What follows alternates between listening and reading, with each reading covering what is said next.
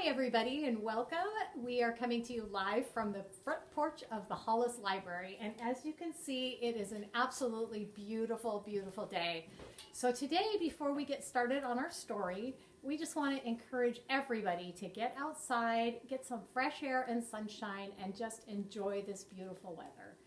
So thank you for joining us for Story Hour today. Today we are going to read a book by Sarah Stewart, and this book is called The Library. So let's get started.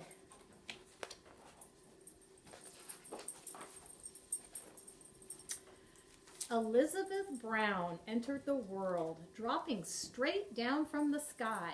Elizabeth Brown entered the world, skinny, nearsighted, and shy.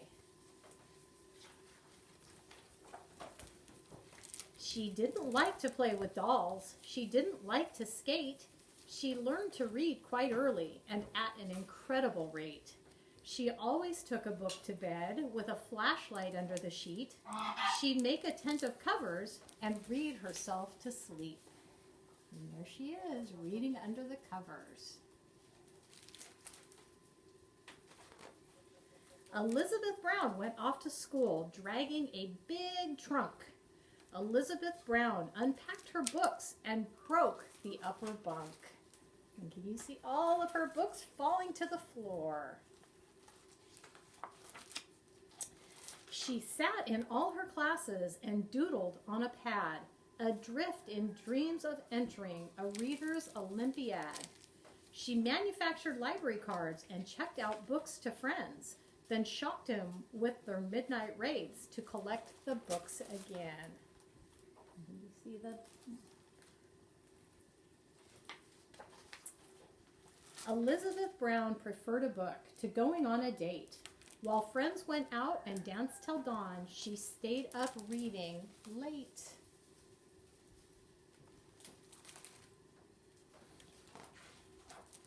She took the train one afternoon and promptly lost her way, so bought a house and settled down to tutoring for pay. And there she is. She got lost, and so she just decided to buy a house and move in. Elizabeth Brown walked into town, summer, fall, winter, and spring. Elizabeth Brown walked into town looking for only one thing. She didn't want potato chips. She didn't want new clothes. She went straight to the bookstore. May I have one of those?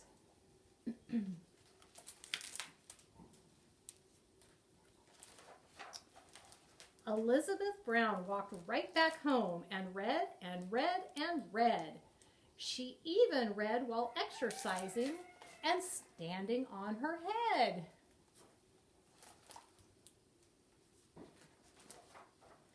She made a list of groceries and tucked it in her book, then lost the list among the fruits and left with nothing to cook. She read about Greek goddesses while vacuuming the floor. Attending only to her book, she walked into the door.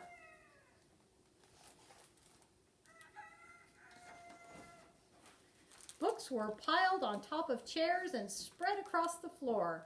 Her shelves began to fall apart as she read more and more. Big books made very solid stacks on which teacups could rest. Small books became the building blocks for busy little guests.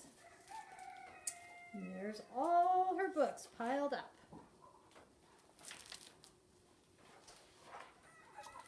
When volumes climbed the parlor walls and blocked the big front door, she had to face the awful fact she could not have one more. Look at all of those books, piles and piles of books. Elizabeth Brown walked into town that very afternoon. Elizabeth Brown walked into town whistling a happy tune. She didn't want a bicycle. She didn't want silk bows. She went straight to the courthouse. May I have one of those?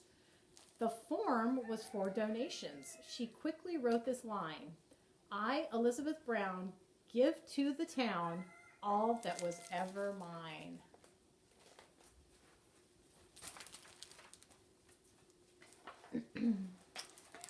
And there it is, the Elizabeth Brown Public Library.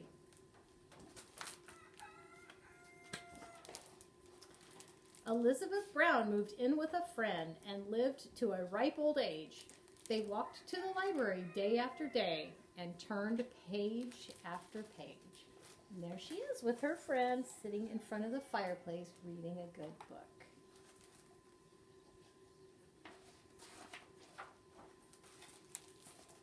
After page. I hope that you guys are all staying at home and that you're being safe and that you're all reading a good book. Thank you for joining us today at the Hollis Library, and we will see you again next week.